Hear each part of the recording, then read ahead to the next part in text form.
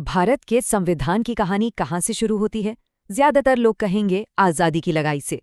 लेकिन क्या हो अगर मैं कहूं कि इसकी जड़ें कहीं और हैं, एक ट्रेडिंग कंपनी में? जी हाँ, आज हम यही देखने वाले हैं कि कैसे ईस्ट इंडिया कंपनी के कायदे कानून ने जाने अनजाने में भारत के पहले संवैधानिक ढांचे की नींव रखी। तो सवाल ये उठता है, एक कंपनी या एक देश? मतलब सोचिए, एक कंपनी जो सिर्फ मसाले और कपड़े खरीदने आई थी, वो देखते ही देखते पूरे भारत पर राज कैसे करने लगी। ये सिर्फ तारीखों का खेल नहीं है, ये कहानी है पावर के शिफ्ट होने की। तो आज के सफर में हम कहाँ जाएंगे? सबसे पहले देखेंगे कि ये कंपनी बनी कैसे। फिर चलेंगे मुगल दरबार में, देखेंगे कि कैसे उन्होंने व्यापार की इजाजत ली। उसके बाद कहानी मोड़ लेगी और हम पहुंचेंगे बंगाल, जहां व्यापार साम्राज्य में बदल गया। और फिर देखेंगे कि कैसे जिम्मेदारी के बिना की सत्ता ने तबाही मचाई, जिसके चलते पहले कानून बने और आखिर में इन टकरावों को कैसे सुलझाया गया। तो चलिए शुरू करते हैं पहले पड़ाव से, एक कंपनी का जन्म। कहानी शुरू होती है साल 1600 में लंदन में। कुछ व्यापारियों ने सोचा क्यों ना पूर्व के देशों के साथ व्यापार किया जाए। बस इसी सोच के साथ एक कंपनी बनी जिसका मकसद सिर्फ और सिर्फ एक था, ट्रेड। ये कुछ तारीखें हैं जिन पर नजर रखना जरूरी है। 1600 में जब कंपनी को इजाजत मिली, वहां से लेकर 1757 और 1764 की वो दो लड़ाइयां जिन्होंने सब कुछ बदल दिया। और फिर 1773 और 1781 के वो कानून जिन्होंने पहली बार शासन की एक शक्ल दी। ये वो माइलस्टोन्स हैं जो हमारी पूरी कहानी को जोड़ते हैं। और ये बात काफी हैरान करने वाली है कि जिस ईस्ट इंडिया कंपनी ने पूरी दुनिया का नक्शा बदल दिया, उसकी शुरुआत सिर्फ 217 लोगों ने की थी। हाँ, सिर्फ 217 निवेशक। ये कोई सरकारी प्रोजेक्ट नहीं था, बल्कि एक प्राइवेट कंपनी थी जिसका सीधा साधा मकसद था पैसा कमाना। अब महारानी एलिजाबेथ ने उन्हें एक रॉयल चार्टर दिया, जिसमें एक बहुत बड़ी बात थी, मोनोपोली, एकाधिकार। इसका मतलब क्या था? इसका मतलब था कि अगले 15 सालों के लिए ब्रिटेन से कोई और कंपनी पूरब की तरफ व्यापार करने नहीं जा सकती थी। सारा खेल, सारा मुनाफा बस इन्हीं का था। और मजे की बात देखिए, कंपनी का शुरुआती नारा था भूभाग नहीं, सिर्फ व्यापार। मतलब उन्हें जमीन नहीं चाहिए थी, उन्हें सिर्फ ट्रेड करना था। ये बात आज सुनने में थोड़ी अजीब लगती है ना? क्योंकि हम सब जानते हैं कि ये सोच बहुत ज्यादा दिन तक टिकने वाली नहीं थी। अब कहानी लंदन से निकलकर पहुंचती है भारत, हमारा दूसरा पड़ाव, मुगल दरबार। जब कंपनी के लोग भारत आए तो यहाँ मुगलों का राज था, तो जाहिर है व्यापार करना है तो इजाजत तो शहंशाह से ही लेनी पड़ेगी। शुरुआत बिल्कुल भी आसान नहीं थी। 1608 में कैप्टन विलियम हॉकिंस जहांगीर के दरबार में पहुंचे, पर बात बनी नहीं, उन्हें खाली हाथ लौटना पड़ा। लेकिन फिर 1615 में आए सर थॉमस रो। वो सिर्फ एक कंपनी के नुमाइंदे नहीं, बल्कि इंग्लैंड के राजा जेम्स प्रथम की ऑफिशियल एम्बेसडर थे। और इस बार बात बन गई। जहांगीर ने उन्हें भारत के तटीय इलाकों में फैक्ट्री लगाने की परमिशन दे दी। ये एक छोटी सी जीत थी, पर बहुत ही अहम। लेकिन असली गेम चेंजर आया 1717 में। मुगल बादशाह फर्रुखसियर ने कंपनी को एक दस्तक दिया। अब ये दस्तक क्या था? ये समझिए कि एक गोल्डन टिकट था, एक ऐसा परमिट जिससे कंपनी बंगाल, बिहार और उड़ीसा, जो उस वक्त भारत के सबसे अमीर प्रांत थे, वहां बिना कोई टैक्स दिए व्यापार कर सकती थी।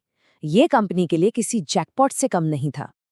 और यहीं से कहानी का तीसरा पड़ाव शुरू होता है, व्यापार से साम्राज्य तक। जब हाथ में इतनी बड़ी ताकत आ जाए, मतलब टैक्स फ्री ट्रेड, तो इरादे बदलने में देर नहीं लगती।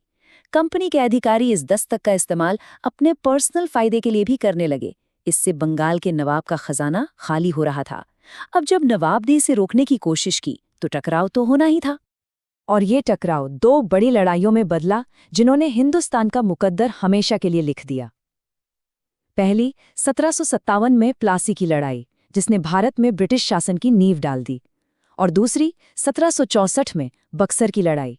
इस लड़ाई ने तो उस नींव पर एक पक्की इमारत ही खड़ी कर दी, क्योंकि इस बार कंपनी ने सिर्फ बंगाल के नवाब को नहीं, बल्कि मुगल बादशाह की मिलीजुली फौज को हराया था।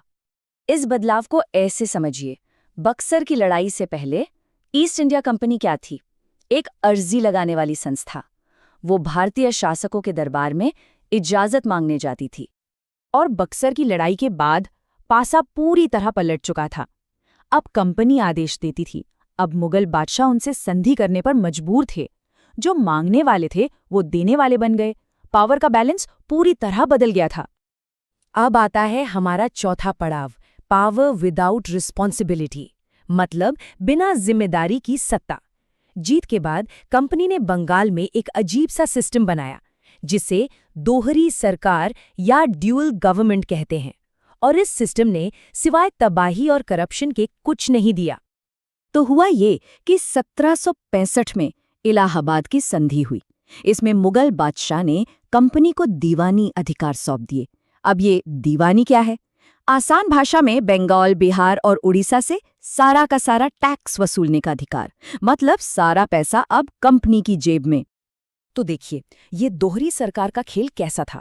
एक तरफ ईस्ट इंडिया कंपनी जिसके पास थी सारी पावर, मतलब दीवानी, सारा पैसा वसूलने का हक, और दूसरी तरफ बंगाल का नवाब जिसके पास थी सारी जिम्मेदारी, मतलब निजामत, एडमिनिस्ट्रेशन चलाना, लोगों की देखभाल करना। सोचिए, जिसके पास पैसा है उसकी कोई जिम्मेदारी नहीं, और जिसकी जिम्मेदारी है उसके पास पैसा नहीं। इसका नतीजा क्या होगा? जाहिर है भयंकर बदइंतजामी और लूट। और इस लूट खसोट की खबरें जब लंदन पहुंची तो वहां हड़कंप मच गया। पता चला कि कंपनी दिवालिया होने वाली है। बस यहीं से शुरू होता है हमारा पांचवा पड़ाव, पहला रेगुलेशन। ब्रिटिश संसद ने तय किया कि अब दखल देना ही पड़ेगा, और इसी दखल का नतीजा था 1773 का रेगुलेटिंग एक्ट। तो आखिर ये एक्ट लाना क्यों पड़ा? वजहें साफ थीं। कंपनी के अधिकारी तो अपना प्राइवेट ट्रेड कर करके मालामाल हो रहे थे, लेकिन कंपनी वो खुद कंगाली की कगार पर थी। बंगाल में पूरी तरह से मिस गवर्नेंस था, कोई सुनने वाला नहीं था।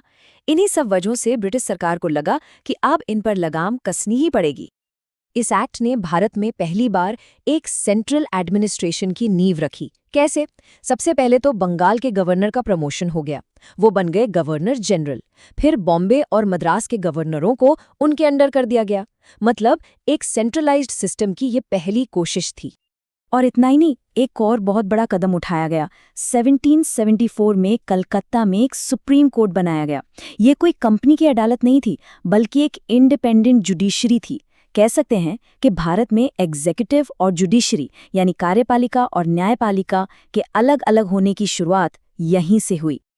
तो एक तरफ गवर्नर जनरल, दूसरी तरफ सुप्रीम कोर्ट। सिस्टम तो बन गया, लेकिन इसने एक नई प्रॉब्लम खड़ी कर दी। और यहीं से हमारा आखिरी पड़ाव शुरू होता है, टकराव का समाधान। सवाल ये था कि दोनों में से बड़ा कौन है, पावर किसके पास ज्यादा है।